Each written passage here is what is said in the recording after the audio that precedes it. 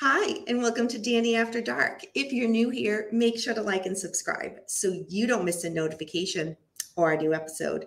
Tonight, we are here to review the Netflix documentary American Manhunt, the Boston Marathon bombing.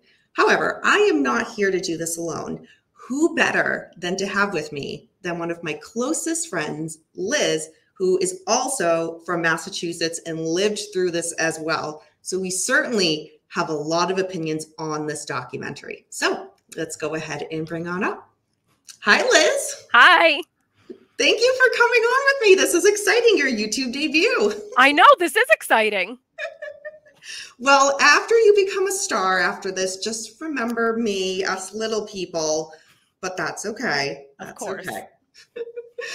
So this documentary, I think this is a tough one. I'm not going to lie. For me, this was a tough one. How did you feel watching it? I was actually shocked at how much, I described it to you and you said PTSD. I was shocked watching the first episode with the news footage and just everything. I felt really poorly, honestly, watching the first part of it. You know, as it went on, I think I normalized a little bit, but you can't really normalize that kind of thing. So, Right. I mean, it was like a traumatic week.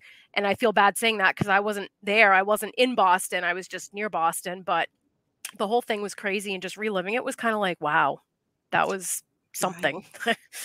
And it was 10 years ago. And it didn't feel like that watching it. It like brought me back like it was yesterday. Yep, agree. Yeah. Yeah, before we jump into it, I do have to say I had no intention of watching this because kind of like you said, we lived it. We don't need to go back and relive it.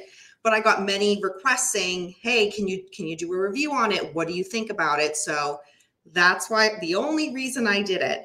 And on the website boston.com, before I watched it, they put out an article about this documentary, and it said, and I do have to agree, it was spot on. They didn't sensationalize anything. They didn't twist any details, but the article said, if you're from Boston, like basically caution watching it because it's going to bring back all those emotions. And yeah, it certainly did. Yep, absolutely. Yeah. So for those who have not seen it yet, again, it's called American Manhunt, the Boston Marathon bombing, and it's on Netflix, and it's 3 episodes. So the first episode is called White Hat, Black Hat. And as the episode goes on, there are several main players from the case that we're introduced to. So I'm just going to quickly go through those names of who we watched just to give them, so you know who we're discussing, who's telling the story. Billy Evans, Superintendent, Boston Police. Karen McWaters, who is a spectator. Kevin McWaters, who is a runner. Janelle Jimenez, EMT. Ed Davis, Boston PD Police Commissioner. We're going to hear a lot from him as this documentary goes on.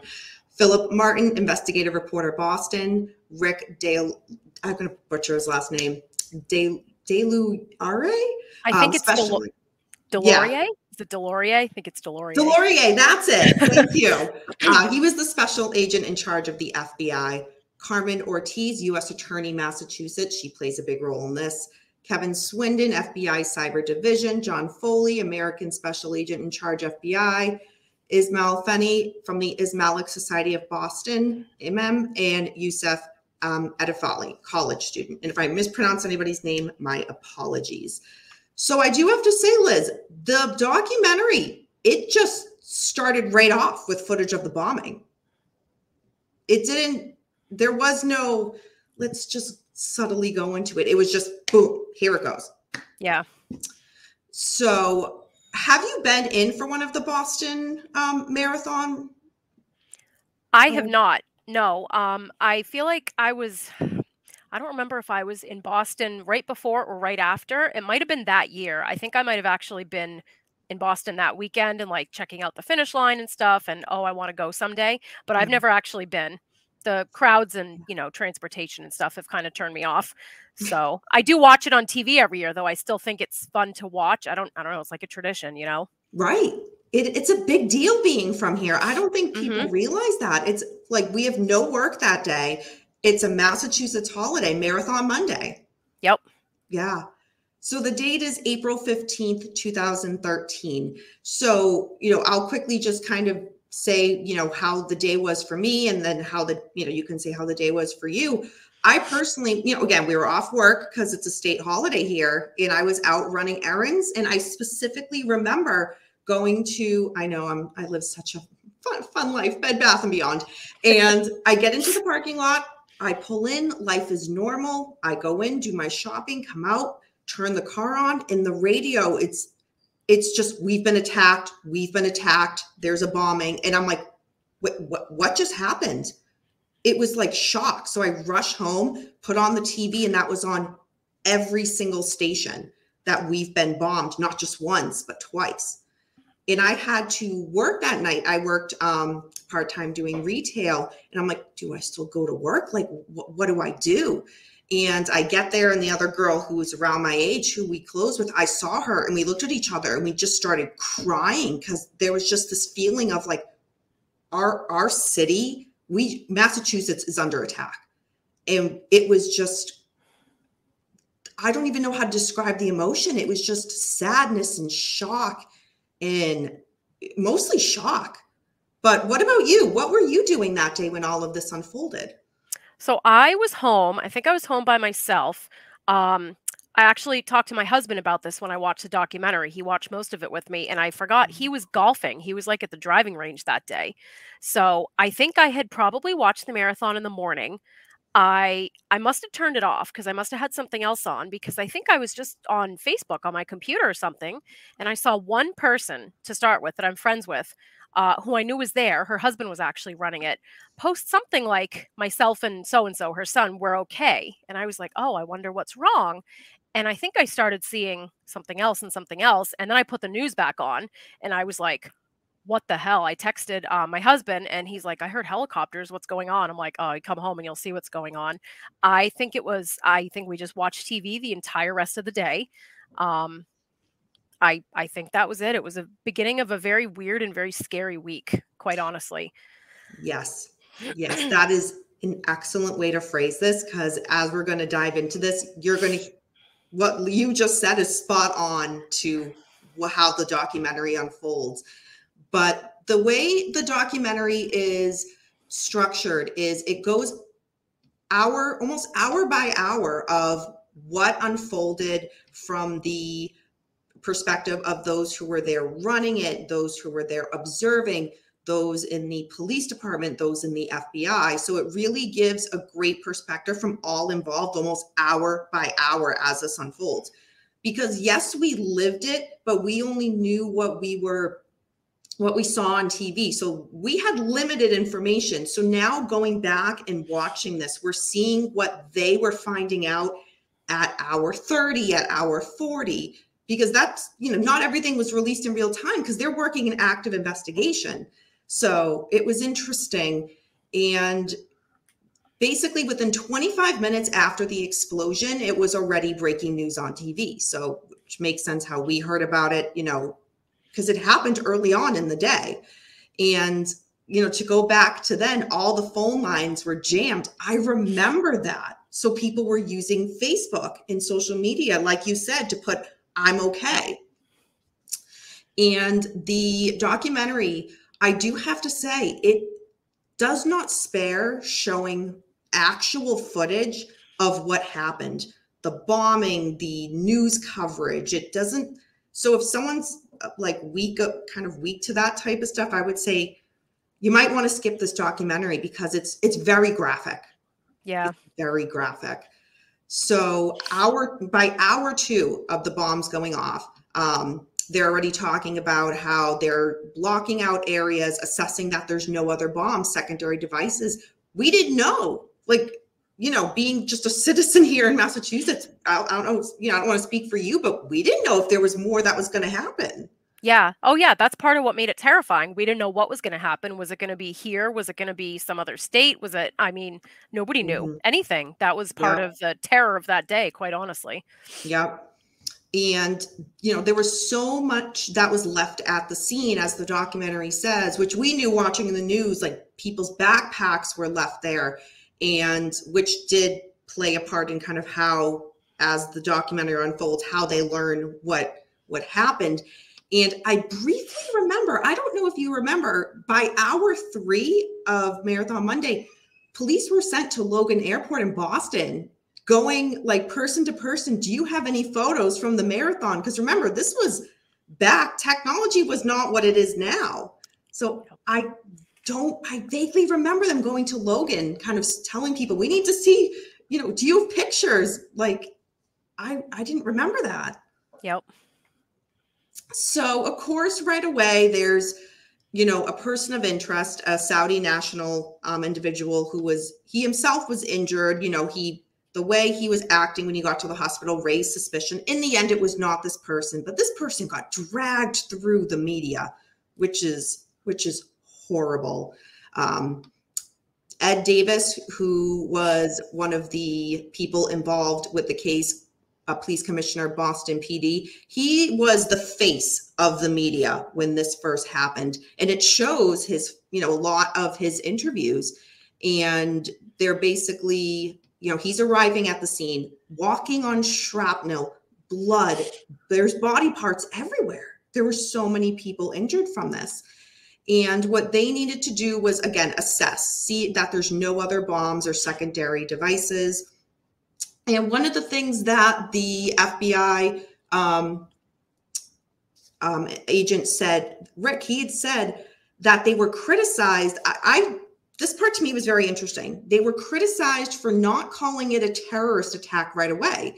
And Rick from the FBI said they couldn't call it that until they collected all the evidence. I remember the speculation of, was this a terrorist attack? Was it not? And I stand with him on this, because it's one thing for us to make those conclusions. For the FBI, if they prematurely said, yes, this was a terrorist attack, they can't then undo that. So I get why he said, yes, we got a lot of shit for not calling it that, but we had to process the scene before we could say definitively, yes, that's what it was. Do you know what I mean? Yeah, I think there was kind of, I think as the documentary goes on, it's a little more obvious. There's some conflict between how Agent Delorier and the FBI in general, I think the agency wanted to handle it, and how Boston police, or at least some of Boston police, thought it should be handled, which was really interesting. And we can get into that later with some of the stuff that the police commissioner was, thinking, saying, talking about, trying to do. I just thought that was interesting. I think the FBI and BPD, I think they worked well together, but I think there was some differences on how they would handle the release of information and like the public angle of this investigation, Yeah, because Police Commissioner Davis he'd said, like, we want our people to know who we're looking for. Like, we need the people. They're going to know. They're going to see these faces, and they're going to know. And the FBI's like, no, we can't put that out there. And yeah, we'll get into that a little bit more as it comes up, as the documentary unfolds. So the FBI knew that there's going to be digital media that would be the key to this investigation, but kind of, where do you begin? There's so much. By hour 17, we learned in the documentary, at that point, 3 people were killed, including an 8-year-old boy, 176 people wounded by that time, 17 people in critical condition, no arrests. Again, there's evidence everywhere. We're learning it's on top of buildings, on top of cars. There's evidence response teams going in there, but there's so much evidence to process. But right away, by hour 17, we learn there's shredded backpacks that were found, and they are believed to have held the bombs, as opposed to the other backpacks that were just basically intact. So pretty early on, we see that they're learning, okay, this is what's going on. And they're also seeing that 671 Boylston Street was the location of the first bomb, 755 Boylston was the location of the second bomb. And they're learning the pressure cookers were the ones that were in the backpacks, and that's how the bombs went off. So, and in case there's folks that don't know, this was right at the finish line, basically. So this wasn't at the beginning or along the route or anything like that. Boylston Street is like where the finish line is. So it's where all the ceremony is. you know, that's where, if I was going to go, that's where I'd want to be. You want to see people finishing. So it's right downtown. It's where the most people are going to be. It's the most exciting place to be. So this happened like feet, I think yards from the finish line. Yep. Yeah. And you can see that if you go back, if anybody goes back to like images from this or footage, you see where the finish line is. And if you know, again, people can look up the footage when the first bomb goes off on the second bomb, and you almost see people like about to cross the finish line and they turn around like, yep. What? They all kind of stop and shift, and everyone kind of, it's right there. Yeah. And it's interesting how some people kind of continue and some are like, wait a minute, no, something's really, so it's interesting how everybody was processing, because how many years has the Boston Marathon been going on and nothing has happened? Mm-hmm. Yep. So, the woman that I know, you know her too, I think. We worked with her. Her husband was running it and he was stopped. It happened. He was like, it was something like less than a mile from the finish line. He was like half a mile or something from the finish line. It was very close, and they stopped everyone. That was it. They stopped everyone. So, I mean, he was very close. Yeah. And it does show some footage of that in the documentary where the police are just like kind of interfering, saying, it's done. Everybody leave now. Mm-hmm. And you can see the look on their face, like, what? Like, what is happening?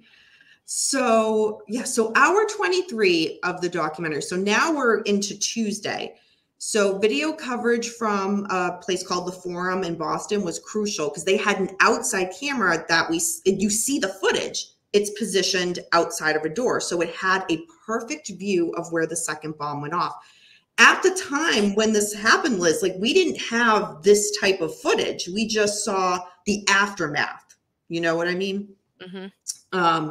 So, and a person called from the marathon called in to say they had some still shots taken right before the second explosion went off.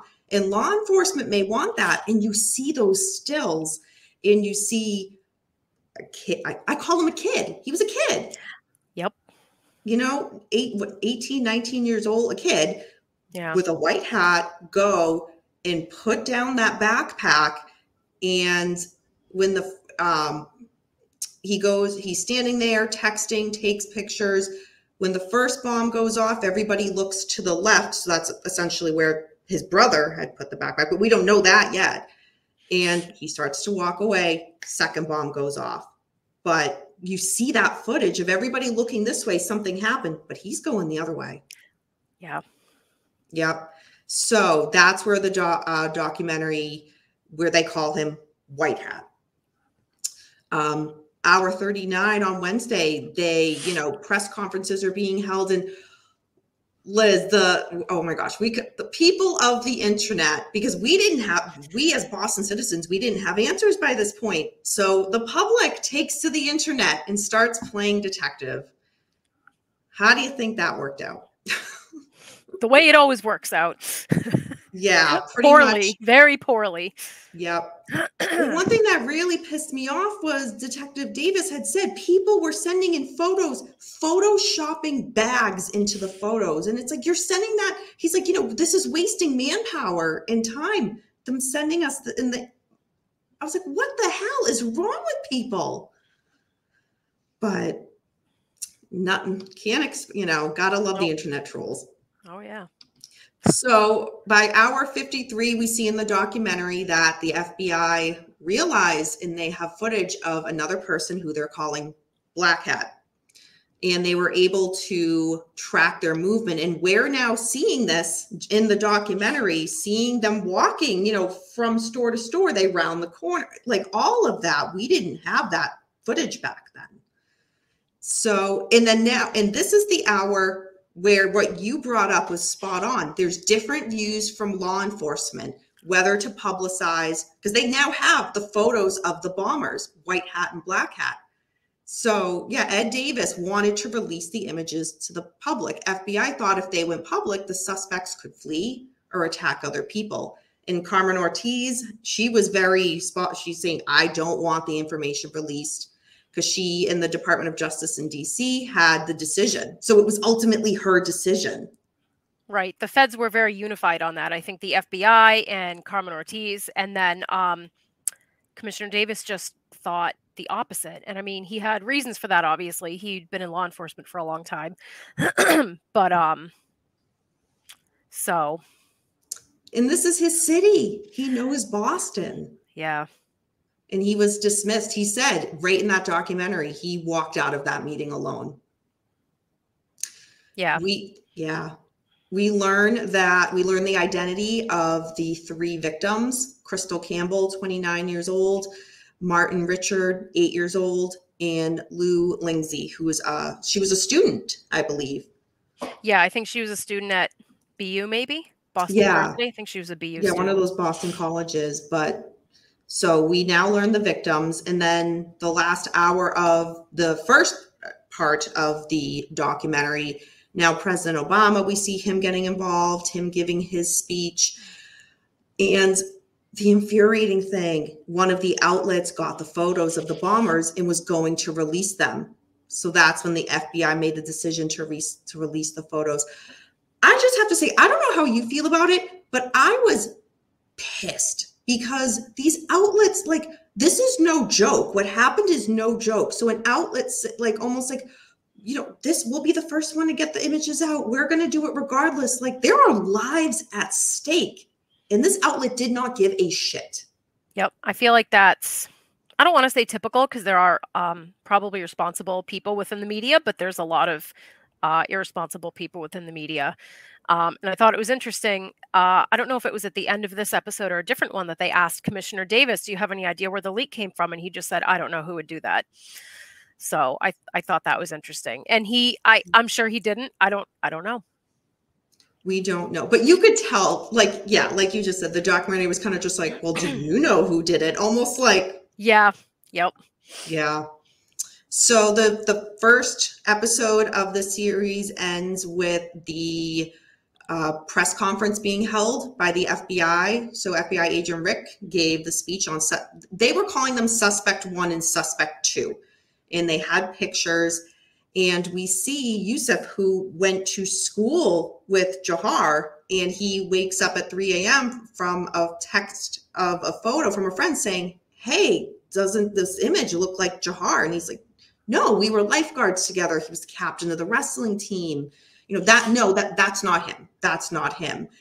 In the very end of the first episode, Yusuf says he has to live now with what his friend did, quote, and it destroyed me, end quote. I was like, oh. So awful. That was the end of the first episode that we saw from that. Any other things in that we missed saying that we need to let people know about?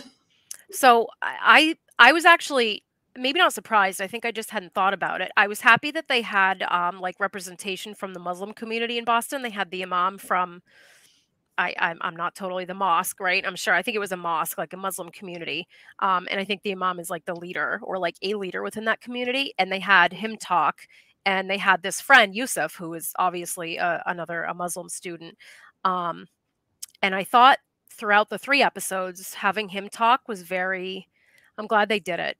You could just feel the pain and the pain that they were all going through after like 9/11 anyway, you know, and something like this happens. And even if it, you know, whether it had been domestic terrorists or what, people are still going to blame Muslims, unfortunately. And it's like these poor people have been beaten down by this for a long time. And I was happy that they had that perspective from the Muslim community, because this is horrifying for them to have to go through this time and time again. Absolutely.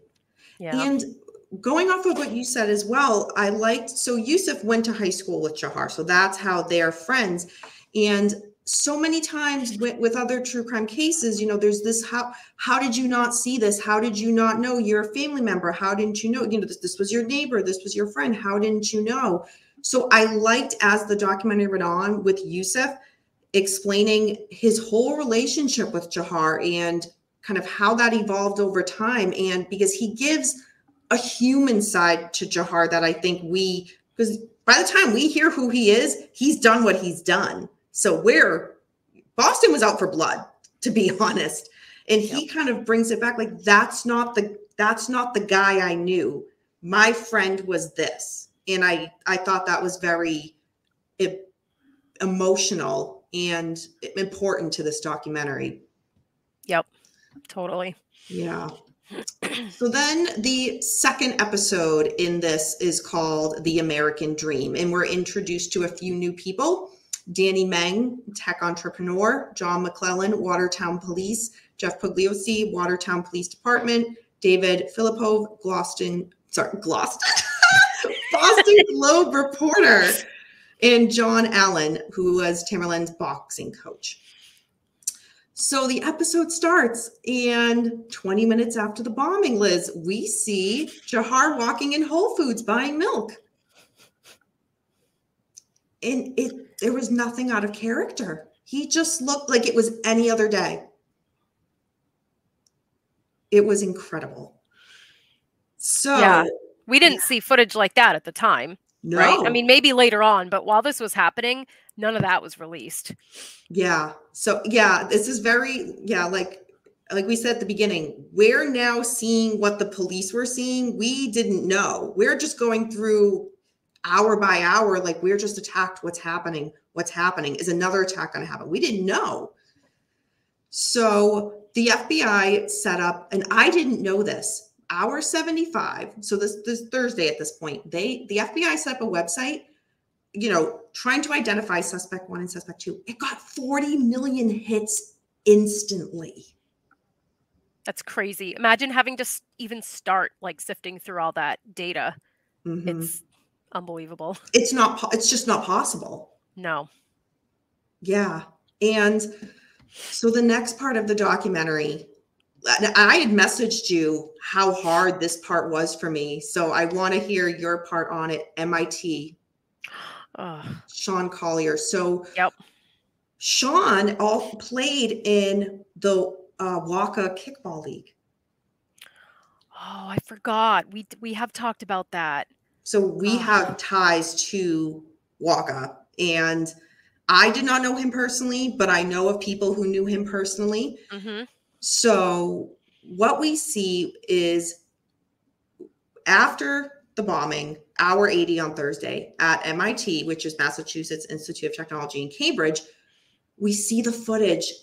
We did not see, this was not released back then. So we're seeing it now. You see 2 suspects walking up to a parked police car. And the footage is from a distance. So you see it all. And basically police say it was a robbery gone wrong. It was an ambush. These 2 individuals tried to get the officer's gun, but it was secured in his holster. So in the footage, you see the light of the gun shots, and that's when we see Officer Collier get basically assassinated. I honestly, this was the hardest part of the documentary for me. I had to stop it. I was having PTSD. I had a full-blown anxiety attack. I got so worked up. I don't know. What did you think watching that footage? Yeah, it was terrifying. I mean, like I said, the first episode kind of brought back with the footage of the day of the bombing. Like for me, that first episode, it was like the helicopter footage of the blood on the sidewalks. That, I mean, I was like, it was bad. And this was that part of the second episode for me. I mean, we all found out that this happened, but I think we didn't find out right away because it wasn't immediately connected to this. They thought it was like a carjacking, but that was that part of the second episode for me. Yeah. So what we see as well as we meet Danny. So, oh my God, we were messaging. We felt so bad for Danny. He's this bright young kid. Poor guy. Oh my gosh, buys his first car, his dream car, a Mercedes. He's driving and he does the responsible thing. Who does that? They get a text and he pulls over. And within those 1 to 2 minutes, a car pulls up behind him. And now, as this documentary goes on, everybody should know we see the footage of everything as it's playing out, because now police have every business camera, every, ring camera, everything. So when police are describing, and now the suspects are driving from down the street, there's footage. So, and we didn't have this back then. So Danny basically, what we learn is the younger individual, so Jahar, gets in the car and says, start driving. Basically, we'll kill you. We did the Boston Marathon bombing. And that's when it's revealed that Sean Collier did pass away in that time frame as the documentary goes on. And Danny, oh my God, poor Danny. He just seemed like, they're driving around. The suspects say they're talking about going to New York. So right away, what do they have planned there? They stop at a Shell gas station. And again, it has all this footage shown. And oh my gosh, it shows, the younger one get out of the car and go into the gas station. And the older one has his gun in the pocket of the door. And Danny sees his opportunity to bolt. And you see the footage. Yeah, he runs into the gas station and there's across a camera. The street. Yes, that's right. And they tried to grab him, I think, in the car, I think the older one was in the car still. So he tried to grab him, but the kid, thank God, somehow got away. And you see him race into this gas station. There's a camera behind the cashier, obviously, and he's panicked. He's like, they put me at gunpoint. They're the Boston Marathon bombers. You have to call. And you could see him. He was freaking out. I mean, this poor guy, and luckily they just took off, right? They didn't actually come after him. No, they didn't. They just took off, I think, at that point. But I cannot imagine that poor guy. I mean, he said later on they were talking to him. He's like got PTSD from it. Who wouldn't? But yeah. And you hear the 911 call of the cashier, and they hand the phone to Danny, and you can hear it in his voice. Freaking out. What I didn't like, they made him sit when they had him watch from the laptop the footage and listen to his 911 call. Oh my God, I forgot about that. That's right. That was the only thing in the documentary. I'm like, that was not necessary. I know. You would think that they asked and he agreed, hopefully, but you don't know. That poor kid, though. I know. Oh my gosh. And he says that he could feel his voice shaking. He's like, I can't even speak. And he says that was the longest 2 hours of his life and the most difficult decision he ever made to flee. Yep. Oh gosh. And he knew the tracking number on his system and told police. So they were immediately able to track him to Watertown. And I feel Watertown, that's where Citizens is Boston. That's where we now start to pick up that something's going on because the news picks up again. And yeah, we'll get to what happens and what we're all told as a state by then. But so now the suspects are driving two different vehicles and they're in Watertown. The Watertown police, I love Officer John, by the way. I thought he was great. Oh my gosh, he was so Boston. His sense of humor was so Boston. Wait, so one thing I wrote in when I was like writing notes as I watched this is that this documentary has absolutely classic and perfect examples of the Boston accent. If you want the right? If you want like the non-movie version of the Boston accent, listen to these cops because that's it. That's 100% it. Oh my gosh. I didn't even make a note of that because I think I'm just like, oh yeah, that's every day here. I know, right? It's so funny. So Officer John says they get a report of hey, there's a stolen vehicle. So they're just going to pursue a stolen vehicle. And, he sees these two guys in front of a Mercedes SUV and he says, yeah, then this kid throws sticks at us. Why is the kid throwing sticks at us? And then the sticks hit the ground and the bomb goes off. And we see the footage from security cameras from people's houses. We didn't see that back then. No, I didn't realize how ridiculous this firefight, this legit battle in the neighborhoods of Watertown was. I mean, it was bonkers, honestly. I couldn't believe it. And we knew, I had a friend who lived, one of my college friends, he lived in Watertown at that time. Oh my God. So of course, people who lived in Watertown, like you said earlier, people are taking to Facebook. So that's how we're learning something's going down. Yep.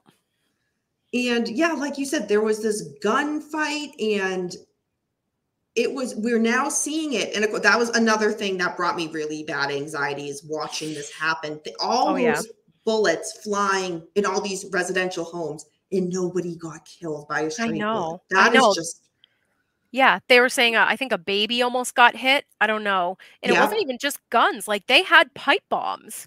They were Mhm. actually throwing pipe bombs at the cops. I think they have they might have had another pressure cooker device and it didn't go off or something. Yep. Am I imagining that? I think No, you're that, not imagining that. yeah, but they had weapons, they were shooting, they had pipe bombs. I mean, it was no joke.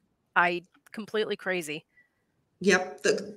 Yeah. So the note I had, so it was a pressure cooker. The younger one placed it down instead of throwing it. Yep. Had he thrown it, it would have, I mean, it was still a blast, but it would have Right. been so much more detrimental.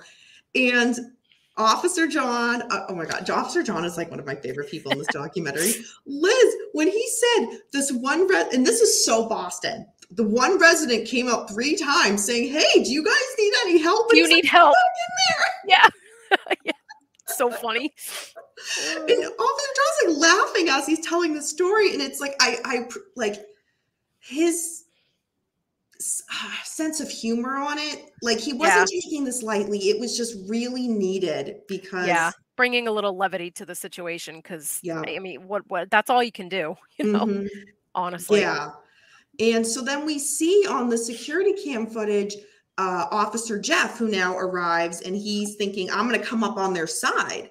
And then he gets into it with the older brother, and he's 6 feet of the 6 feet from them. They're exchanging Oh gunfire. my The God. older one's gun stops working. He threw it at Officer Jeff, hitting him in the shoulder, and he's just like, what? So they were able to tackle him. And then, Liz, I have so many questions at this point. The documentary says someone, okay, so Jahar got in the SUV, turned it around, and started driving towards all of them. How was nobody watching him? How did that happen? I know. I feel like one of the things, and I don't remember if somebody said it or I just thought it. I mean, how many dozens of cops? I mean, they had departments from all over coming in for this, right? So it wasn't like just Watertown. I think by that point there was other officers. Mhm. How did this happen with all these? I mean, I think it was just complete chaos though. It was total chaos. It's one of those things where one thing happens over here and everybody's going to fly over and that's where the action's going to happen, but that's not where the action actually is. So everyone, shifts. And there was 2 of them. It wasn't just one guy that they were chasing. And yeah, I mean, complete chaos. That many officers, that much chaos. Part of me's not surprised that he snuck off, but still, I don't even know. This part was nuts. Yes. So as we see, and it shows the footage, Oh my we didn't God. see of Jahar. So the documentary says the younger one then ran over his brother, the older guy. Mhm. So the older brother's body jumped about 4 to 5 times in between the Like, undercarriage of the car and yeah. dragged about 25 feet Yep. before his And then he body got came spit out the out the back end. back. Yep. Not gonna lie, I stopped it, rewound it, watched that part again, stopped. I did watch it several times. I'm not gonna lie. Yeah. That part I was more than happy to watch again. That was crazy. Absolutely crazy. Yep. And the SUV collided with a stopped police car. Officers arrived at the scene to shoot the vehicle, but Jahar sped off and was gone. He got away. That was it. He got So away. they were left with Tamerlan on the ground. They thought, great, we have one, right? So they took him to the hospital and he was bad shape, very bad shape. They said he was, what is he, ripped open from like his ribs Totally to ripped his, open from his armpit to his waist. oh, terrifying. So he was taken to Boston Hospital. Liz, did you ever see, and I saw it on the internet back when this happened, and I searched high and low for this photo. It is erased from the internet. You know what I'm talking about? Yeah, I looked too. I could not find it. I mean, honestly, it's probably better, but there was a photo released of him in the hospital, like after he had been ripped open and taken to the hospital. And I don't know how that got removed, buried, etc. But it's. Did they show it in the documentary? No. Yeah, because I was like, this is terrible, but I looked for it and I couldn't find it. We all saw it at like that. That was released. it should not have been released, but I think somewhere. someone had leaked it. That's the better word, leaked it. And you literally see his body's just cut open. Yep. How that got scrubbed from the internet blows my mind. I know. But it's not there anymore. But for us, or for people who were living this and was, you know, saw it back then, you guys know what I'm talking about. You guys know what we're talking about. Yep. So, and this is where our 82, the Watertown police say they just thought this was a carjacking suspect. They didn't know this was the Boston bombers. That's right. That's crazy. The gunshot battle alone was 210 shots fired. Oh my God. That was from police alone. And nobody in that neighborhood got injured. Nobody, none of the residents. Somehow, even the ones that kept coming out to see what's going on, do you need help? Nobody got hurt. I think nobody at all. Which is even more bonkers. I know. It's even more crazy than the actual firefight, honestly. The last thing I would do is like, and it wasn't like, hey, I'm 2 streets down. I'm a retired cop. Let me see how I can help. This is just, hey, I'm going to walk out with my Dunk's coffee. Hey, I see any help? Yes, that's probably exactly what it was. So again, hour 82 on Friday, this is when we're told, stay in your home. Do not open doors unless there's a police officer there, because they're looking for white hat suspect number 2. This was not all of Massachusetts. This was just like the main Boston area. But I had friends who lived in I was just outside of the lockdown zone, but I have friends in the lockdown zone. Yeah, it was scary. I have a good friend, you know her, and she lives in a town that was right outside of, I think, the zone. She was not locked down, but I work a short day Friday, so I had gone over to hang out with her, I think, that Friday night because she was feeling anxious. Everybody was feeling anxious, so you know, we went over you went over there? Yeah, we hung out. We hung out in her condo. She wasn't locked down. No, but to go close to it. I didn't know that part. Really? I thought I told you that. Oh my, no, I knew you had a friend there. I didn't realize you went over that. Yeah. Like, oh my gosh, I wanted to get the hell out of Massachusetts. Yeah, work was really weird that day. You know, Salem. So I work in Salem. Can I just spit that out? But it's far enough from Boston, but I don't, you know, we were kind of uneasy sitting there at work for the morning. Yeah, you don't know where they were still. Were there other people involved still? Like nobody knew that still. Yep. So just to clarify, this battle in Watertown happened at like midnight to 1 a.m. Friday. So that all went down overnight. And then by Friday morning, everybody woke up to this lockdown. Schools were closed. They were going to go door to door, like in Watertown. So that was Friday morning that everybody pretty much woke up to that. So Friday was really like crazy, stressful. Like they had, what did it say? 7,000, something like that, law enforcement officers, like was it that many in the city of Boston? I have the note. I know, I was going to say. So the FBI activated a grid search of Watertown, 20 blocks in every direction of the Mercedes, because what we learned is, where's the note? So he stopped at a street, like right around the corner. So they found the car and he ran out. Like, and he was car gone. Just like ran out. Yep. I had a note where the cities were. Let's see. Oh, possibly 500 police officers in and around Boston. Oh my God. Did I say 5,000? That's all right. That's a lot though. And that's just police officers, I think. I don't know how many feds. I mean, there was feds everywhere. Oh gosh. Obviously also. Yeah. So in real time at that time, so the older brother was pronounced dead at the hospital. And that's when the police were able to get his prints and they get a hit. Now they know it's Tamerlan Tsarnaev. And so we see the police saying in the documentary, this is where they learned who Tamerlan was. He lived in Cambridge. He was one of us. He grew up in Cambridge. And then it shows FBI Rick saying, we know who he is. Like, seriously? So the FBI had looked into him before. Again, we don't know this at the time. This comes out after the fact. But so now there's this whole police saying, wait a minute, you knew the guy? And the FBI saying, well, he was ruled out. And they're that's not great. And Rick says, quote, there was nothing in the Guardian assessment, that was done on Tamerlan, that would let us to believe that Tamerlan was going to bomb the Boston 2013 Boston Marathon, end quote. Of course not. When did that? I don't recall when that happened. I think it was like within 2 years prior. It was a few years prior. I think it was in 11 or 12 that happened. 12. Yeah. And we learn about that later on in the documentary. It goes more into who's Tamerlan, what is his background. Right. But at this time in the search, we're just seeing that they're learning who he is. Yep. And yeah, to learn that he lived in Cambridge. So he's right there with us.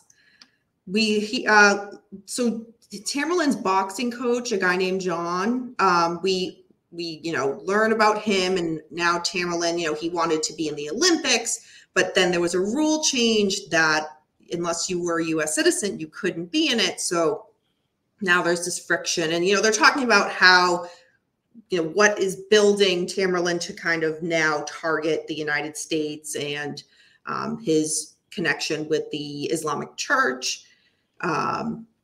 Let's see. So yeah, Ismail had a guest speaker at the church on Martin Luther King Day. And I didn't know this, where Tamerlan went and stood up and yelled, quote, why are we to celebrate Martin Luther King? He's not Muslim. Sorry, I think I said so Muslim.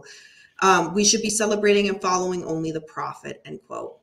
Yeah, he was getting more and more extreme, and he was going deeper into it. And I think deeper into the extremism that I think, most of the Muslim community is not obviously a part of. Yeah. So they had I don't know if they spoke with the friends about that, I think, at one point, and they spoke with the imam who knew him. Yep. And so it was almost like he got this blow dealt to him by not being able to go to the Olympics, and his American dream was kind of disappearing, and he thought it wasn't his fault, it was everyone else's fault. And it was, he started to get, I think him and his mother, I think, doing a little deeper reading, was that right? Started to kind of get deeper and deeper into the more conservative and extreme kind of ends of the religion. Yep. So. And Jahar's friend Yusuf says that he thinks Tamerlan used Islam as a tool to justify where his life was going. Yep. Spot on to what you were saying. Yeah. And now is where we learn about the September 11th, 2011, 2 years before the bombing, the murder of at 12 Harding Ave in Waltham, 3 dead bodies. One was Brendan Mess, who was one of Tamerlan's best friends. And now there's a connection to that as well. We didn't know this at the time, too. I didn't know, to be honest, I didn't know this at all. And if I did hear about it back then, I feel like it went in one ear out the other. So I'm watching this, I'm like, wait, what? Yeah, I feel like it seemed familiar. I think I must have read about this like far after the fact. And it sounds like they, on paper, pinned that murder. What was it? Double, triple murder? It was triple, yeah. Triple. So it sounds like they pinned it on somebody else within the circle who rushed them and they shot him. I think agents like the person. So the person on paper, who's the one that did this is dead. But I think there was a lot of question, maybe even after this took place, that Tamerlan was involved. Mm-hmm. And we didn't know any of this back at that point. We knew nothing because John Tamerlan's coach says, I'm sorry about your friend Brendan. And Tamerlan's response was, quote, you do bad things, you sell drugs, that's the type of stuff that happens to you, end quote. It's like, your friend just got murdered. Mm-hmm. So, and then here's where we learned, like you mentioned earlier, Tamerlan goes to Dagestan in summer 2012, and that's where he gets more involved in Islam and how that then plays out further on as the investigation goes. And let's see. So hour 83 on Friday, FBI learned who White Hat was. They now know it's Jahar. So the FBI looked at all family and friends of Tamerlan. Again, now they activated a grid search of Watertown, 20 blocks in every direction of that Mercedes. For those who aren't from here, like us, Liz, in Boston, houses are crammed next to each other. It's not like there's loads and loads of space between every house it's very, very densely settled. So police had a lot of work to do. So they searched house by house, block by block, from the middle out. City was on lockdown. They told everybody shelter in place. That's where the second episode ends. Do you remember seeing the footage of, I specifically remember there was this one woman who had a baby and she ran out of milk for her baby, and it had footage of like an officer carrying milk to her door. Yes, I do remember that. Yeah, because they were not supposed to leave the house, and there's so many cops everywhere that you couldn't. You'd get yelled at to go back in your house. You just sounded so Boston. What? I don't even notice. Did I? To go back in your house. I don't have a Dunks right now. It's nighttime. Too bad. You should have a Dunks right now. I know. Come on, I know. Liz. I should. I don't have Dunks right now, but I do have my Boston Bruins cup. Boston Bruins, of course. Of course. Shout out to Paul from the podcast. So now we get into the last episode of this documentary. So episode 3 is called You Can't Interview a Corpse. And in here we are introduced to Larry Aaronson, who was a teacher and neighbor of Jahar. So at the beginning of the episode, as Liz, as you mentioned earlier, we learn the family's history of being, surviving the Soviet Union history, mass exile. One of the people who survived was grandfather, who was later killed by live ammunition, but his son Anzor meets, I'm going to pronounce her name wrong, I'm sorry, Zubadet? I know. Zubadad? I have no idea. Yeah, so they come to the U.S. They have 4 kids, Tamerlan, Bella, Elena, and Jahar. And they got refugee status to come to Boston. So that's why the family lives in Cambridge. So we learn all of that. Well, not at the time. We learn this now. So hour 84 on Friday, we see, and I don't remember this when things were unfolding, that police stopped Amtrak trains that were going to DC and New York. They were conducting searches because they realized buses they could escape and go to like New York or something like that. Yep. I don't remember that being shut down, but it makes sense that it was. Yeah, did they actually shut it down or did they just search them? I think they were doing like checks and searches or something like that. No, it says police stopped Amtrak trains that were going to DC and New York. And they searched everyone. And conducted searches. So yeah. That's crazy. And then 6:33 in the morning, Deval Patrick made his speech that all service was suspended, shelter in place, stay indoors. And I remember being awake. I watched that live because. Oh, really? Yeah, we were all like, I remember texting my friend from college because he was in Watertown, and I'm like, hey, if you're sleeping, it was like 4 a.m. I was like, if you're sleeping, I'm sorry if I woke you up. I'm just checking to see if you're okay. He's like, I'm not, no one's sleeping right now. I'm okay, but we still don't know.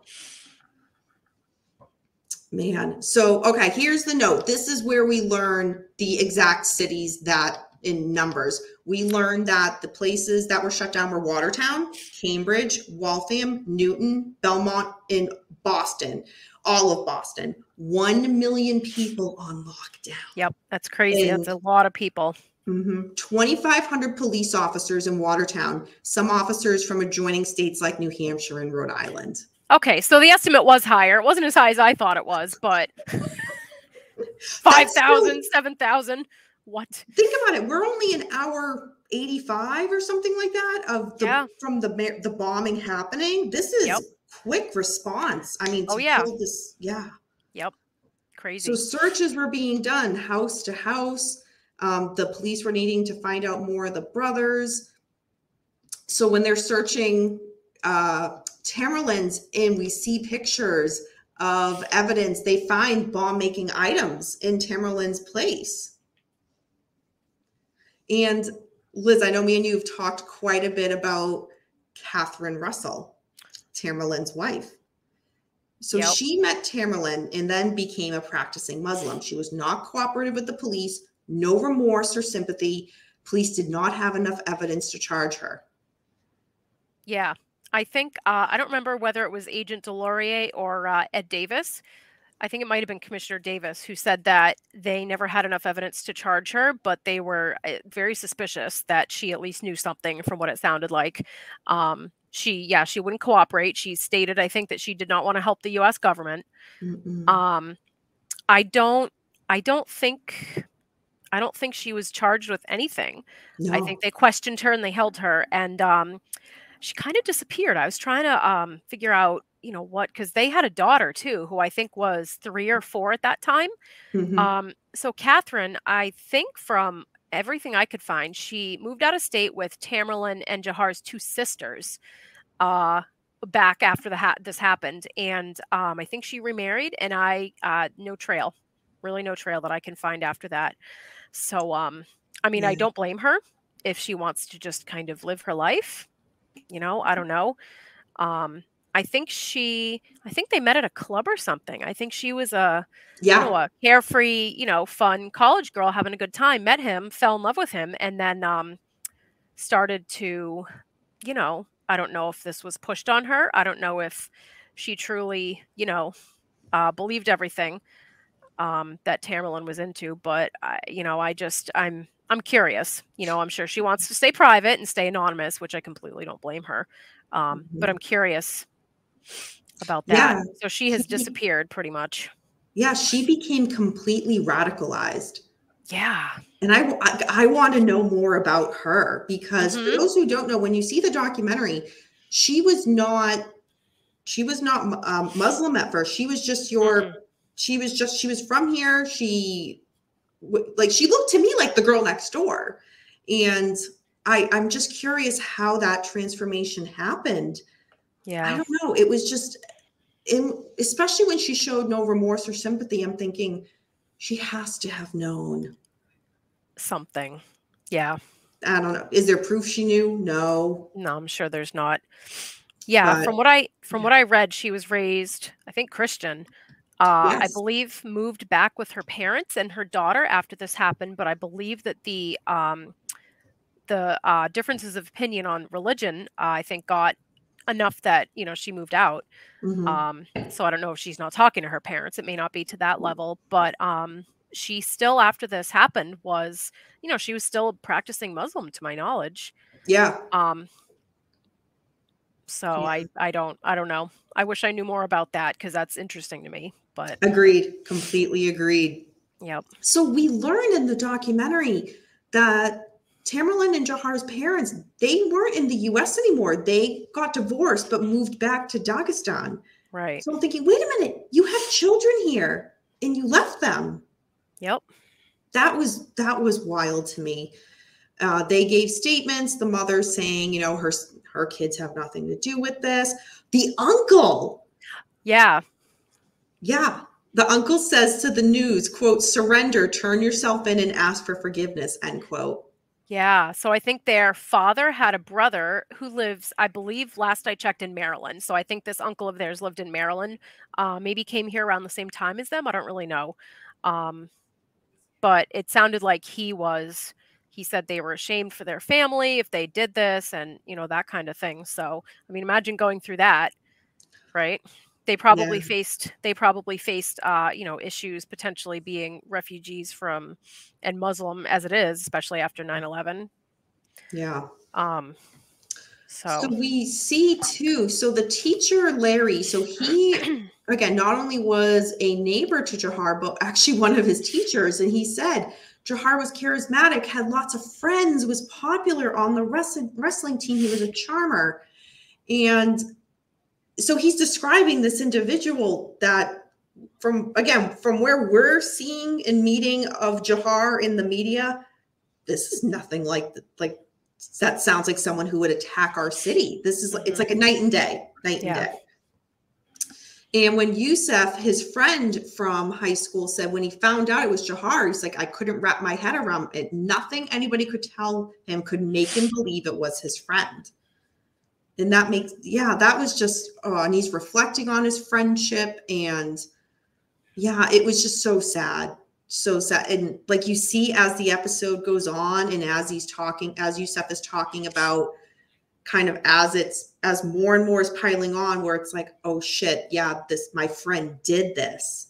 yeah, I felt so much sadness for Yusuf.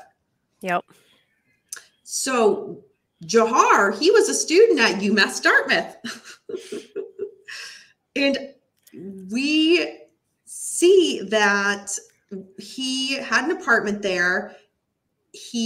When his trying to say 10 things at once, when his footage or picture was put out, his roommates destroyed evidence. That's right. I'd forgotten about that. On their own accord. Yep. We knew about that at the time, that they were destroying evidence. We didn't know what, but it's like, what the hell were they thinking? I wish they were interviewed in this. I really do. Yeah, I'm curious. Did they just freak out about the drug dealing stuff? Because they knew, I mean, they said and they knew obviously he was selling weed at school. So did they freak out about that? Like, shit, we're gonna get searched, or did they know more about what was going on? I'm curious. I haven't read documents or anything like that about them. So right. Yeah. Because I mean, girl, I've known you for a long time, but no offense, but I'll give them your computer. Like, take it. I ain't going down with you. No, I would fully expect you to do that. Not because it's the right thing to do, but just because I'm a selfish bitch. Let's just be honest. There you go. Of course. But I'd expect you to take it from me. I'd expect you to take it from me. Yes. So by hour 99 on Friday we see in the documentary that and I didn't know this, the detectives, they've been going 5 days straight, no sleep, no nothing. Like some of the officers actually had to be hospitalized from exhaustion. Yep. They were not stopping. They weren't sleeping. They weren't eating. They weren't going home. Nothing.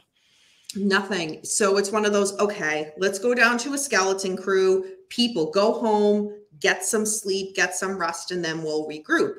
Well, immediately after they sent all these officers home is when we learn 67 Franklin Street in Watertown, a phone call to the police, quote, I have a boat in my yard. There's blood all over the inside. There's a person in the boat, end quote. The operator says, are you sure? Quote, I just looked in the boat, end quote. And we hear the 911 call. So Billy Evans, which we see him and meet him in the very first few minutes of the documentary in part 1, it was one of the first few officers to arrive on the scene. And he said, we don't want no police sirens. We don't want him to know. We want a quiet approach. And so he requested a tactical unit. We hear that, the police and FBI were now going back there. And Liz, when we learn that, so the place where he was and where he left the car was 1 block away. Yeah, that's right. He had pretty much gone nowhere. He had, however hurt he was, he basically like dragged himself to one of the closest yards with cover he could find. Yeah, and they spent the whole day, going door to door and searching. They had literally, I don't know what the time difference was, but at like 6 o'clock the Friday night, they lifted the shelter in place. Like you said, they went to the skeleton crew and everything. And it was literally right after that this homeowner called and was like, I have this boat in my yard, there's blood, etc. It was right after. So the whole day they had been canvassing, and I don't know if they'd gone to that house or not, or checked. Maybe they did, maybe they didn't. It's crazy. Because we learn in the documentary, he was hunkered down in there for 18 hours. That's crazy. 1 block. And that's embarrassing because the police say they started in and then expanded. So they missed it. Right. And they kept going and he was right under their nose probably. He was right there. Yeah. So we see the footage of the police showing up and gunfire started. Billy says, hold your fire. 126 rounds of shots were fired. And that's crazy because that was one officer that fired when he shouldn't have. And it was the result of that, everybody else started firing. So that many rounds were fired. Jahar was in a boat. He wasn't coming out. They weren't even what were they firing at? I don't even know what they were firing at. Nobody got hurt though. Somehow, amazingly, God. It was one gun went off and everybody went crazy. Yeah. I mean, I know they were all on no sleep, jumpy, freaked out. Like I get it, but that's just crazy. Yeah. And then we see the 3 or 4 helicopters that have the infrared cameras so they could see him in the boat. Yes. And I remember being, oh God, I remember watching this on TV because it was like, hey, because again, Facebook, everybody was like, something's going down. Yep. So again, so they just, like you said, they just lifted the shelter in place, and now it's like, nobody leave your house. Yeah. So we see all this, and there's footage, so people can go on. If you don't want to watch this documentary, you can go on YouTube and see the footage from the helicopter. You see the movement in the boat. You see, you can see the smears of blood. Like it's unbelievable. Yeah. And when they sent in the armored vehicle and it was used to approach the boat and pull up the tarp to show him, oh my God. So police negotiated with him. They got him to stand up to lift his shirt because they didn't know, was he armed? He's been armed this whole time with guns and bombs and so on. They talk about, and I didn't know this I feel if I did know this at the time, I might have blocked it out. The police threw a smoke grenade in the boat. It didn't work. They threw a flashbang, which I didn't know what that was. I did not know what that was. Yeah, I think I do. I must have read it after the fact or something. But I think I recall they did do that. I mean, I don't know what there was to like not work. I guess I don't know if it would like render him unconscious. Maybe they didn't know the degree that he was like disabled by that point. I mean, he was pretty rough shape. So I don't think he was going to bust out guns blazing or anything. I don't think he could. I think he was too hurt. I think he couldn't. I mean, he couldn't even speak in the hospital later on. He had to like write on a notepad, right? Yep. So I know they had to take every precaution because this is a huge deal. And they didn't know. No, they had no idea. Yeah. So they were able to capture him. And so, okay, I am not on Twitter. I've never been on Twitter, but it shows the tweet from the Boston Police Department. And it says, captured. The hunt is over. The search is done. The terror is over. And justice has won. Suspect in custody. Yep. I was on Twitter back at that point. I think I remember seeing that. Oh, God. People were like, I got on Twitter and so long ago. I think I got on Twitter in like 2008 or something. Before it was cool. Oh, I was on Twitter before it was cool. Oh, God. Let's relive this and bring up our MySpace pages. Oh, yes. Yes, please. Let's do. I have to say that when it shows this next footage, so now we're at hour 101 on Friday. I remember seeing this on I was legit in tears, but in the happiest way, reliving this. It shows the people in the streets of Boston clapping, screaming, cheering, thanking law enforcement. I remember seeing that and just being so like proud to be from Boston. It was wild. I think somebody made a point, and I don't remember who, that the Boston Strong thing was very, very real. And it was just, even for those of us like you and me who live near Boston, you even closer than me, but not actually in Boston, it was very real. Yeah, it was crazy. It was like we won a war or something. We've never been as united as we were then. Yeah. Yeah. And what was I going to say about that too? I feel like that the sense of love towards law enforcement too is something that we've never seen since. It was they put their lives on the line. Thousands and thousands of officers. Yep. Not 5,000, as you said earlier. Let's get 2,500. But that's okay. That's okay. I mispronounced everybody's name in this, so I mean, who am I? We're even. We're good. We're even. So we learn Yusuf. So when he learned, so his high school friend, Jahar's high school friend, he said that he learned, and it was misinformation at the time, that they found a body on the boat and they thought Jahar was killed. And he's walking down the street and he's thinking, our friend just died. And he talks about someone running up to him being like, they got him. And he flipped out on the person. My heart broke for Yusuf. Because again, he's not like, I'm looking at this, like he is mourning his friend. He's not mourning the Boston bomber. He doesn't know the Boston bomber. Right. He knows his friend Jahar. Yeah. That's sad. And this is a point where I want to mention, So let me bring up my notes so I know what I can and can't say. So a girl that I dance with, she went to high school with Jahar and was close with him. They were friends. I didn't meet this individual till later on when we started dancing together. So this was after, like, years after. But she just said it one day, just in conversation, that this was her friend. And I was like, oh my God, oh my God. And, when everything went down, like, she was very, very open to me asking, I had a million questions for her. And I'm not naming you, but thank you so much for being so open and just answering any question I had. And she was just very adamant that, the Boston bomber that we see on the media, she said, that's not the friend I knew. That's not the friend I knew. She, has her own theories on this, that, did his brother the older brother, Timlin, have an influence on Jahar? Probably. And yep. She knows Yusef too. Again, they all went to high school together. And when this all happened, detectives, spoke to her, because think about it. We're all on social media. Think about it. You hang out with your friends, you tag them on Facebook. Now you've tagged somebody who is the Boston bomber. Police, they're going to interview all your friends, and they're going, okay, you're in pictures with this individual. And so she was spoken to by police. And Yusef, he talks about, he was interrogated for like 8 hours. Oh yeah. He said, why is that necessary? Yeah. He's a kid.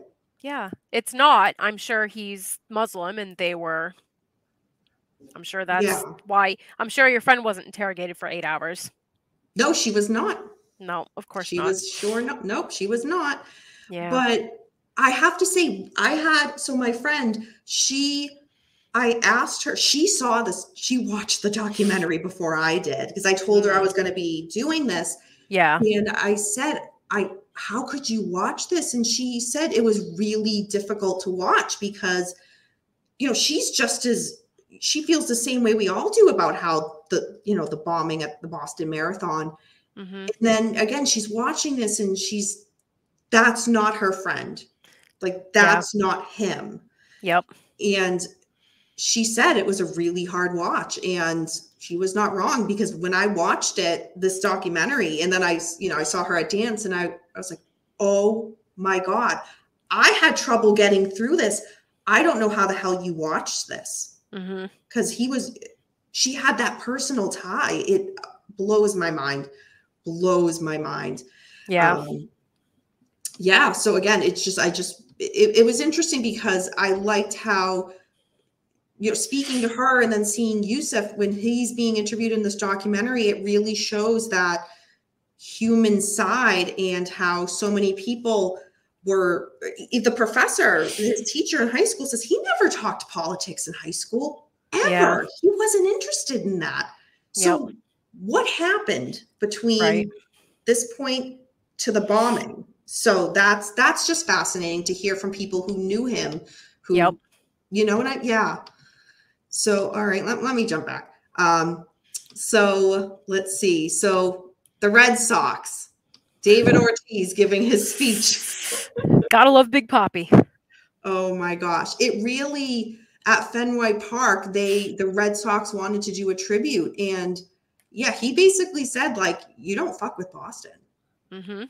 And it's so true. I remember, being friends with people from outside the state commenting like someone messes with Boston, you guys don't fuck around. You shut down the entire state. The whole city gets, yep, everything gets shut down.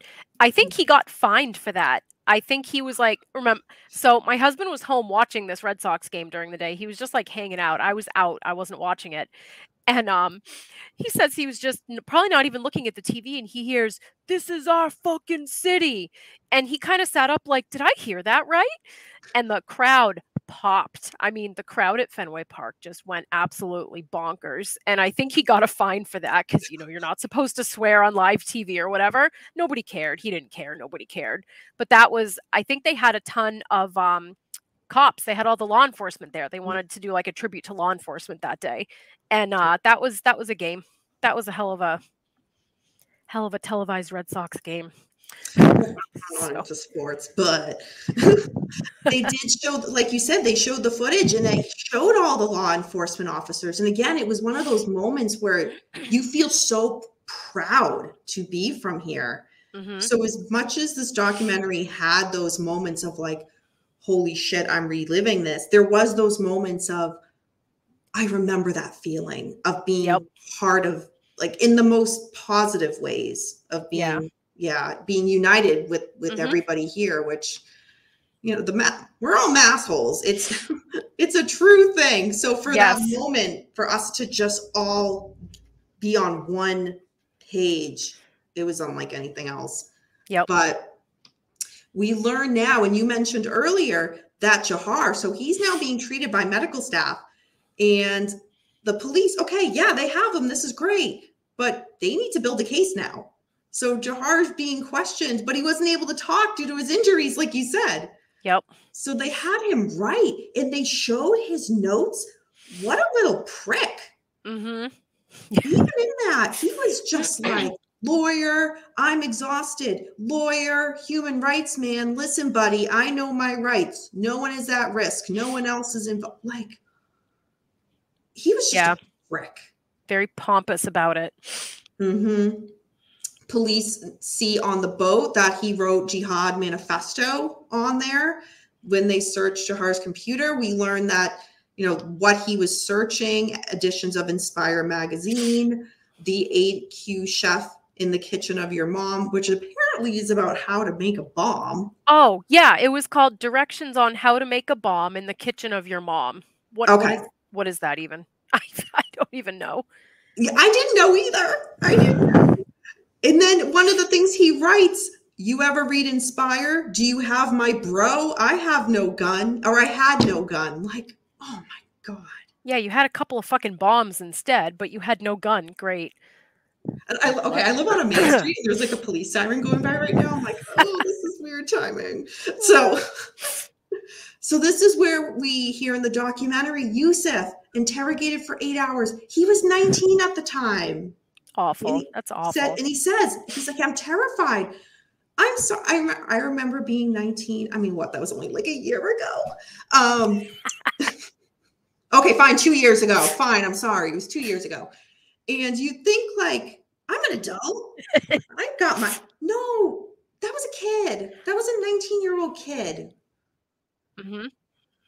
Yep. So yeah, we learned in the documentary, this is where the roommates recognized Jahar on TV, and this is where that police recovered the evidence that the roommates got rid of at the dump. They were charged with obstruction Yeah. of justice. What was the evidence? Was it magazines? I don't know if they said. I don't They didn't remember. say. I'm curious what it was. Didn't say. I'm sure if we like dug more on the internet, we could find exactly what was in the dump. Right. But Yeah. Police determined that the brothers acted alone. And then we go back to Florida. You mentioned earlier about the killing of Tamerlane's friend and how the guy who did it supposedly rushed police. And so they shot and killed him. But there are people that say he never would have rushed the police. So that's still a whole... Right. That's a whole other thing. You know, is Tamerlane involved in that? We don't know. We learn more. And I found this part interesting. And I know you found this very interesting based on our conversations. The documentary does an excellent job of going back to the summer of 2012 of when Tamerlane went to Dagestan to get closer to his faith and closer to his roots. He met up with young people, the Union of Just. I never heard of them. I had to look them up. Yeah. Yeah, and we learn all about and all the research that David Filipov wrote. Yeah, so I think he was the main. I think him and maybe two other people, but he's the one that actually went over to Dagestan and did this research, talked to these people, and wrote this article. The article's really good. It's very long. It's called "The Fall of the House of Tsarnaev." So I think it's Boston Globe is behind a paywall, but I think there's like readable options you can find out there. It's very long, but it's very good. It's really interesting. This guy, after this was published, maybe a couple years later, might have been within the year, I'd have to look. David Filipov, the reporter, he was getting hate mail and threats. He he had somebody write to him, I hope, what did he say? I hope someone you love is killed by a Muslim terrorist. Not realizing, though, that this writer, David Filipov's father, was on one of the World Trade Center planes. The I mean, first plane. Yep, maybe they did realize, maybe they didn't, but like, I don't think they knew.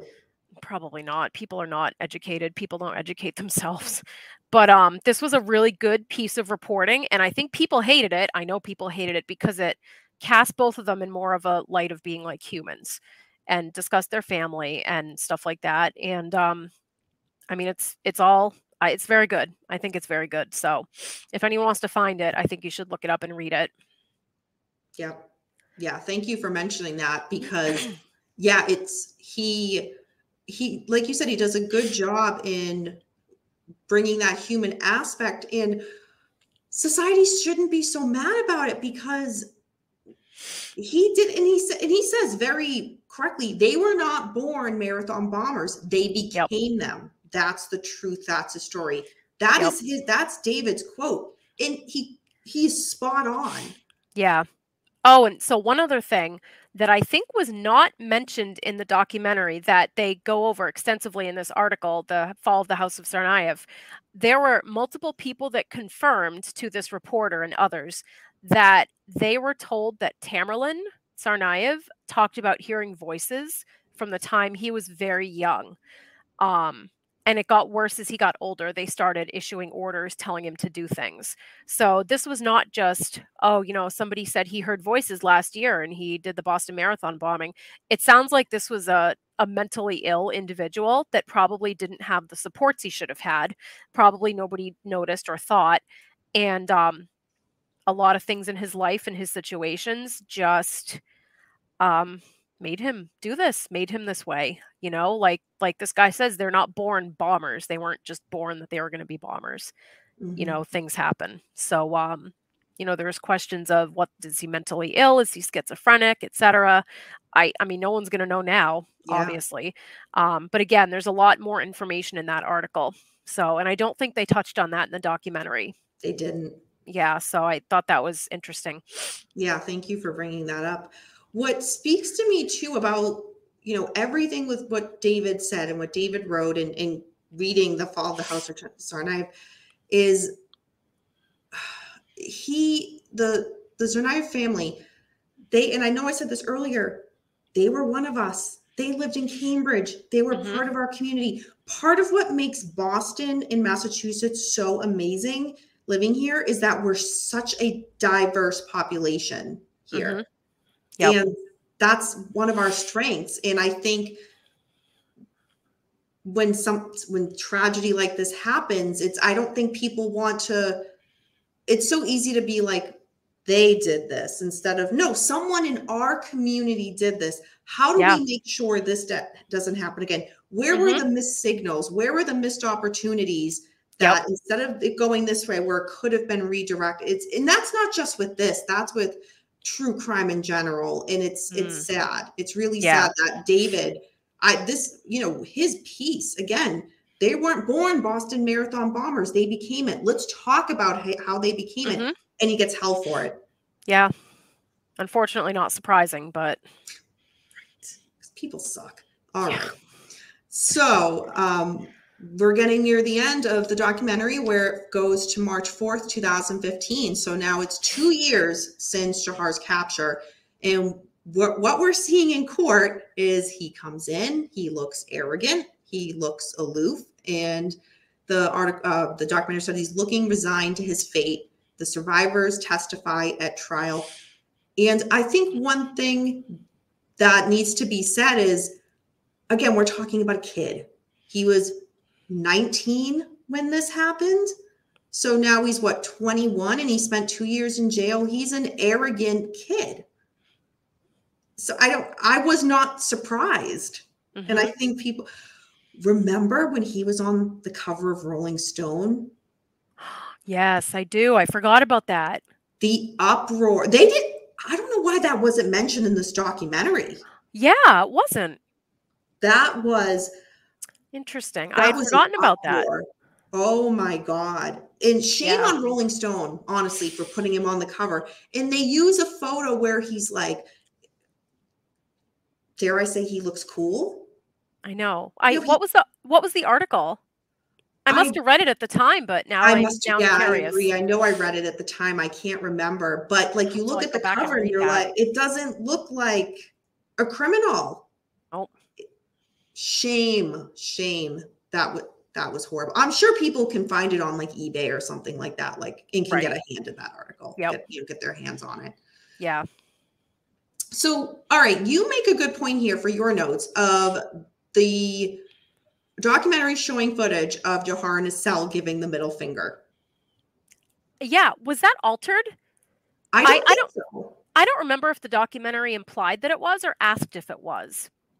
And now I should have looked up before we did this. I'll have to look it up. He might. I would have, I wouldn't be surprised if he actually had done it. But as you were saying, the media people are photoshopping all sorts of shit. Anybody can send anything to any media outlet. Anybody can send anything to the FBI. So I'm not saying he didn't do it, because he probably did it. But I don't remember. I feel like there was some question about was that altered. I think there was some question. I don't think it was altered, but you guys, again, can look this up and see it on YouTube. You see him kind of in his cell, like pacing, looking at the camera, and then, you see him. Yeah, he does what it looks like give the middle finger. He does like that or something. It's one of those, like, I'm going to pretend to do this, but actually give you the finger, I think. I'd have to look it up again. I don't remember. Yeah. So for those that aren't from Boston or just have not heard or didn't know, he was sentenced. He was given the death penalty. It was overturned by appeal, but his death penalty was reinstated by the Supreme Court just last year in 2022. Right. That was very recent. That's right. So he is in federal prison awaiting execution. And what we learned at the end of the documentary was more than 260 people suffered injuries from the Boston Marathon bombing. Crazy. So that was the Netflix documentary on the Boston Marathon bombing on Netflix. Let me just go back up to get the right title. American Manhunt, the Boston Marathon bombing. Overall, Liz, thoughts? So I thought, I wouldn't necessarily know, I guess. I didn't think, like you said, I didn't think it was sensationalized. I liked the way that they did it as like a timeline. They didn't have a lot of like reenactment like some documentaries have. So they had a little bit. They did have the reenactment of like the brothers in their apartment, the like weird blurry kind of reenactment, which whatever. But I love that they had all the people to interview. I don't love that there was all this footage, but it was all there's no way you could sensationalize this footage anymore, basically. I thought it was well done. I thought it basically, brought back the fear and the anxiety for me. I can't imagine what it did to people that were closer to this, people that went through this, people that had like relatives, or friends that were several of the people killed. To me, it seemed well done. I also don't watch a ton of Netflix documentaries. So I thought it was well done. I'm not going to say, oh, I loved it. It was good. I thought it was well done. Yeah, I completely agree with you. It was not, I'm very outspoken against Netflix documentaries when it comes to true crime. They sensationalize a lot. I'm very open about it. This, they did not. They were true to it. They did it justice. Mm-hmm. They, again, like you said, it shows footage of everything. Yeah. So we didn't see this at the time. So to go back and watch the gunfire, the shootout in Watertown, him running over his brother, we heard about it. Like when it happened, we heard about it, but now we see the footage. Again, Sean Collier, that was the most heart-wrenching thing for me for me when I watched it, seeing that. It was gut-wrenching. But it was true to what happened to Boston and to Massachusetts.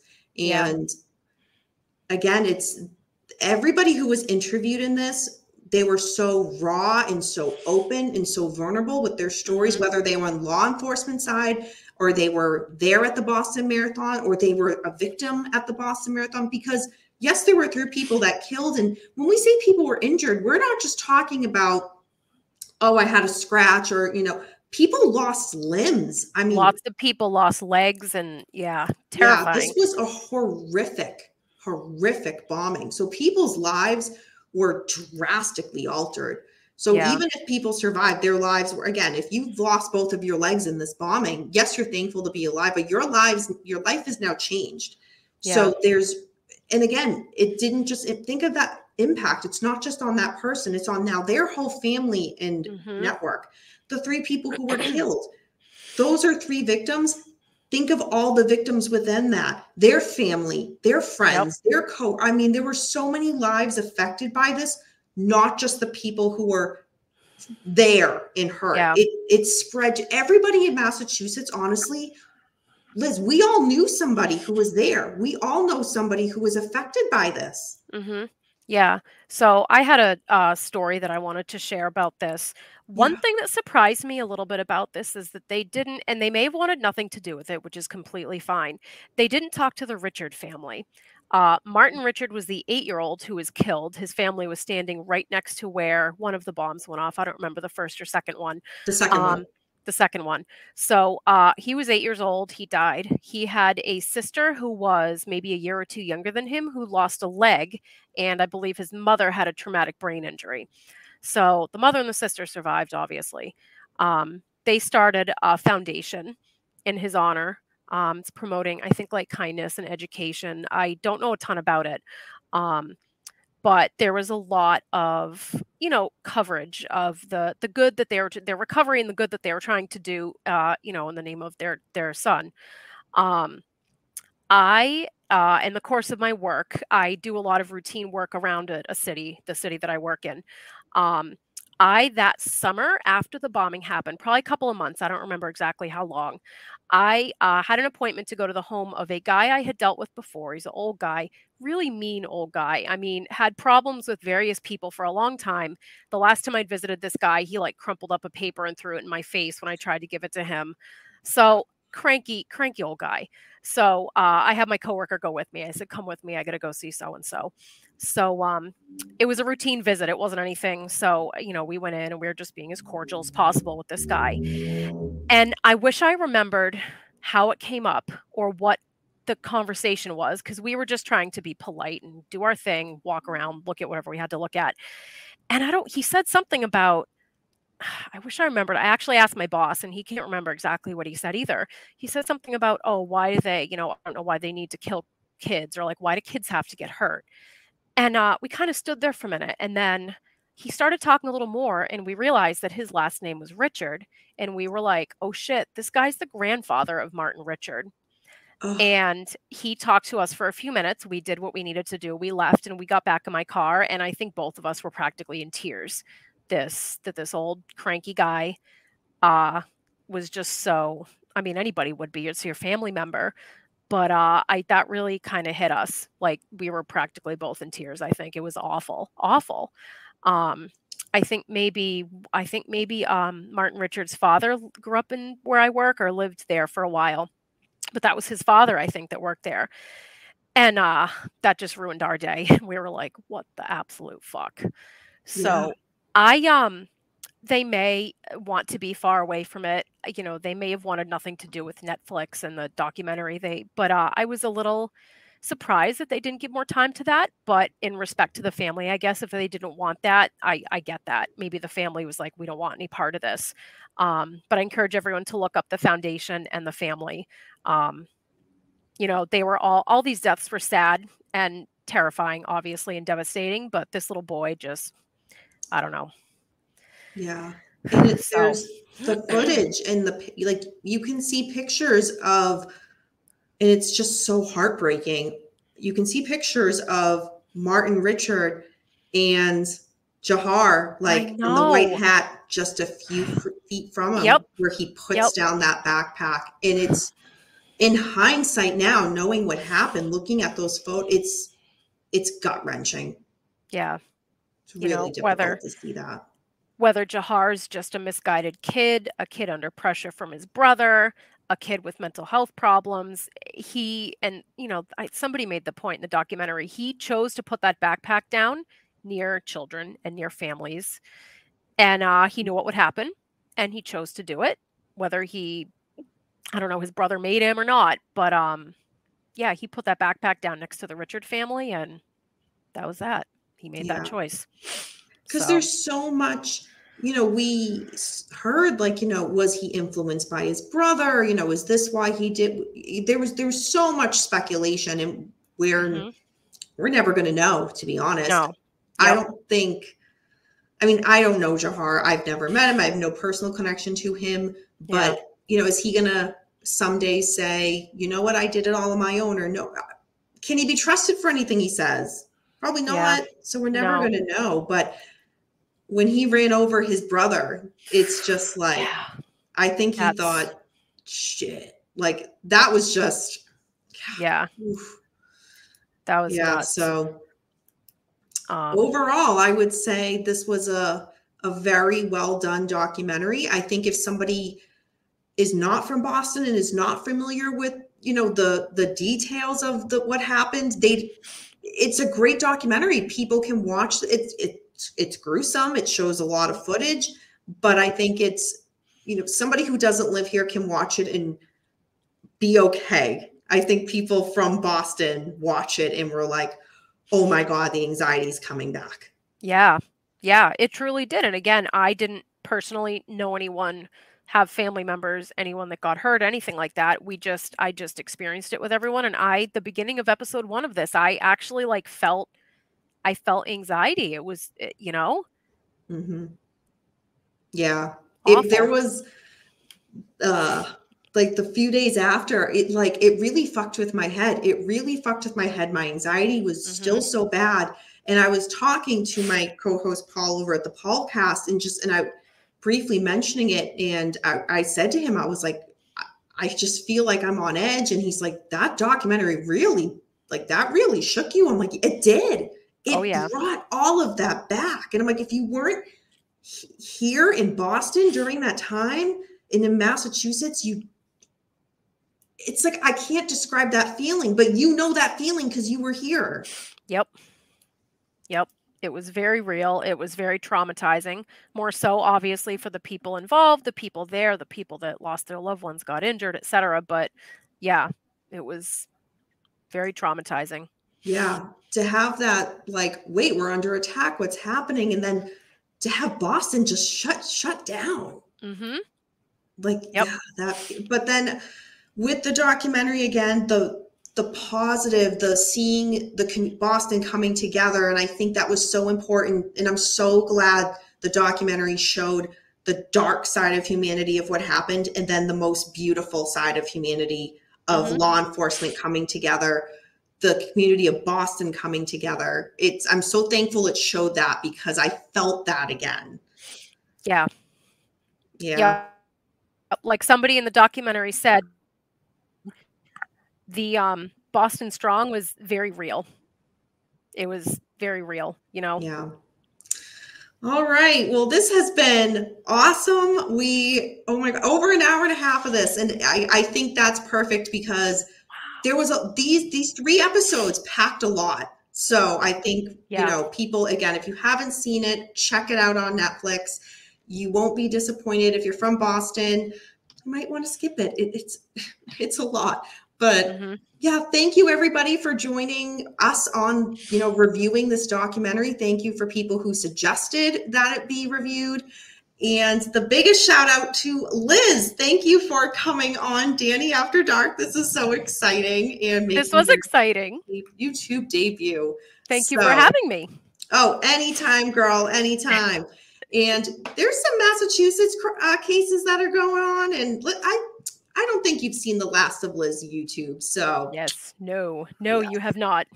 So thank you everybody again. And remember, until next time, we don't live in darkness. Darkness lives in us. Bye, everyone.